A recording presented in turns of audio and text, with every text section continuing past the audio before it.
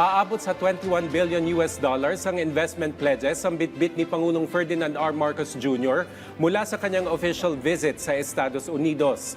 Sa kanyang arrival message, sinabi ng Pangulo na ang mga ito ay bunga ng serye ng kanyang mga high-level engagement at business meetings kasama ang mga global executive na kumakatawan sa iba't ibang mga sektor tulad ng infrastruktura, healthcare, semiconductors, renewable energy at digital technology.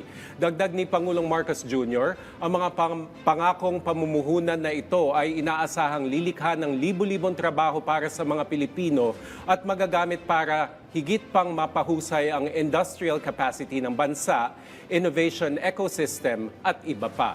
Nagpahayag din anya ang mga kumpanya ng US ng matinding interes para sa pagpapalawak ng kanilang operasyon sa Pilipinas. Tinanggap din ni Pangulong Marcos Jr. ang mga bagong pamumuhunan sa paggawa ng semiconductors at electronics na magpapahusay naman sa posisyon ng Pilipinas sa global value chain.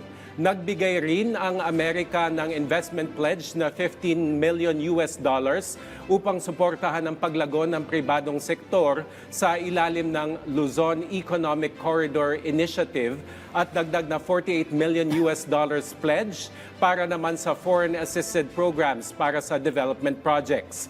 Muli naman pinagtibay ng Pangulo ang pangako ng Pilipinas sa pagpapanatili ng matatag, malinaw at rules-based business environment.